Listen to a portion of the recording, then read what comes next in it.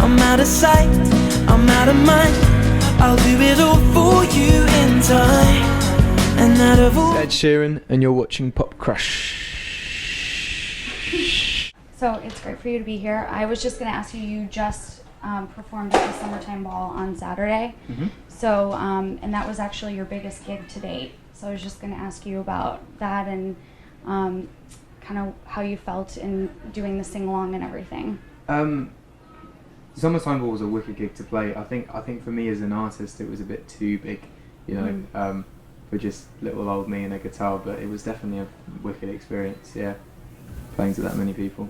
So you prefer more of the smaller venues like tonight, the Bowery Ballroom? It's not that I prefer any venue. I love playing live anyway. I just think my music works a bit better in smaller venues, yeah, you know, than stadiums. Not having a band or any production or lights or pyro or anything. Yeah, I doubt I could do like a full set in a stadium, but one day. One day.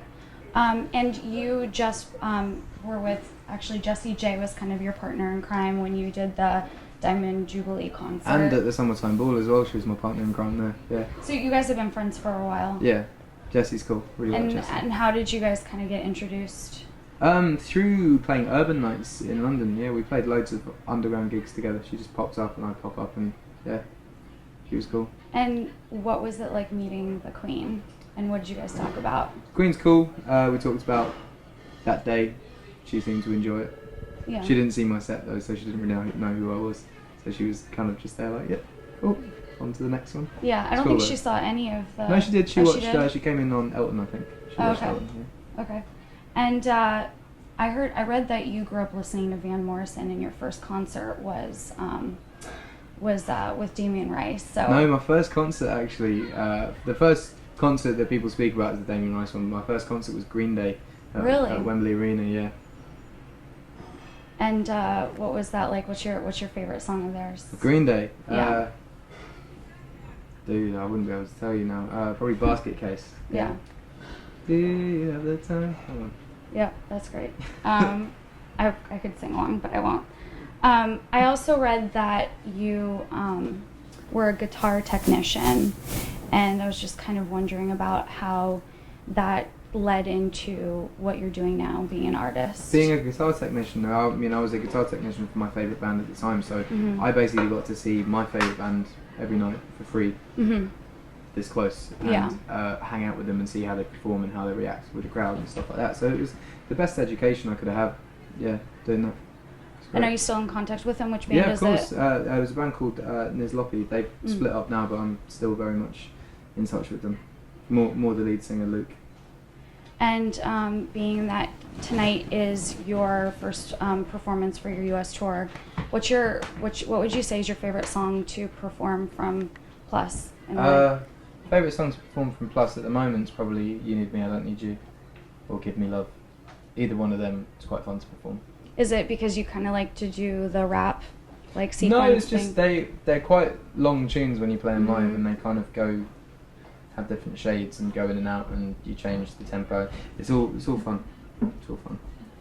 And I wanted to hear about your songwriting sessions with Taylor Swift. I know you guys collaborated like a few months ago. Got some In-N-Out Burger.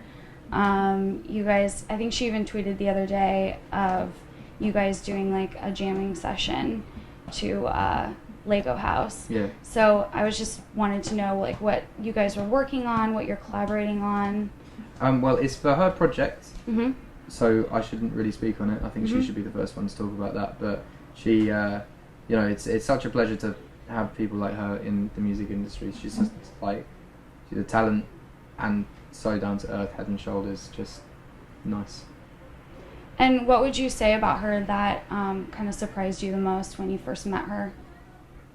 Just how cool she was. Like, I mean, I've never really met acts like you meet people like Elton who've been in the game like 30-40 years, who are at a certain level, but are wise and old, and they've kind of been in it for a long time. And Taylor's been in it 6 years, and she's 22. And you just like hear horror stories about younger musicians who kind of go a bit off the rails, but she's so together and so kind of like professional and knows exactly what she wants, but at the same time isn't too harsh. Is just like a really sweet, nice, gentle person. So yeah, that was what surprised me, just that she was sound. Yeah. Yeah. And are you? I know that's Taylor Swift's project, but are you currently writing any music right now? And is there something that, like a song that you're really excited about that you'd want to share with us? I've got a song that I wrote for my new record called Photograph that I think is great. Yeah, I did that with the Snow Patrol boys. That was quite fun. Yeah. And that came about from just touring with them earlier this year? Yeah, I toured with them from March to May. Yeah. Yeah. And do you have any like crazy stories from tour? A crazy story from tour. On the Snow Patrol tour, we played Las Vegas, and Gary was given, I think, $1,000 in chips for playing the gig, and he gave me, without, he didn't want to gamble, he just gave it to me. So yeah, I gambled away $1,000 of Gary's money. I won a lot back. I won about $1,500, and then good. but I lost it. What were you playing? Blackjack. Oh. Blackjack. But the problem is they just give you free drinks for the whole thing. Yeah. So yeah. Free drinks, You no just windows. you kind of no get a bit clocks. you kind of get a bit trigger happy. Yeah. Once you've had a few drinks, you'll just. But I won a lot, and if I'd have walked away, I would have been a very happy man. But yeah, I didn't. Yeah. So also, I wanted to ask you really quickly. I know that you gave one of your songs "Memories" to One Direction. Moments. Moments. Apologies. Yeah. And I know that they had said that they really enjoyed recording that song and that they wanted to work with you again on their second album. Would you consider writing an original song for them that was like meant for them, or what kind of like lyrical direction would you go if you went about working with them in the future?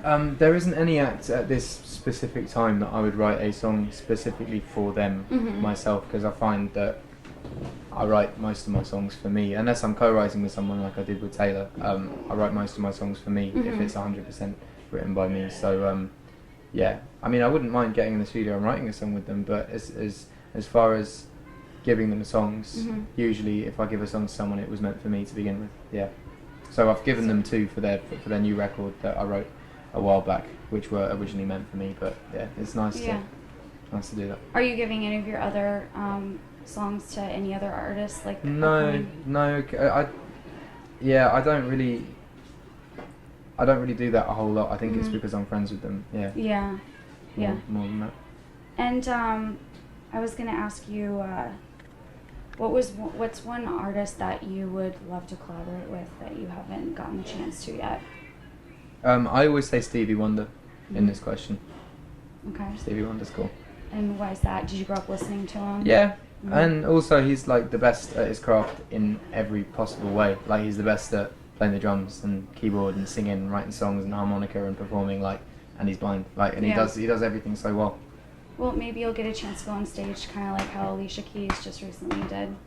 Yeah, well, I mean, I sung a Beatles tune with him on stage with Paul McCartney at the Jubilee, but that wasn't really me and Stevie Wonder. That was me and about 100 other people. But he was behind me on his harmonica. It was cool. Yeah. One day you guys will get to do it. One day. Also, I know that you use the loop pedal a lot, and I'm always really impressed by that. Do you have a favorite song that you like to incorporate the loop pedal with when you're performing? There's a song I do called You Need Me, I Don't Need You, which I do with the loop pedal, and that's always quite fun to do. Yeah. Do you use it with Give Me Love as well? Yep. Sometimes? Okay. Are you coming to the show?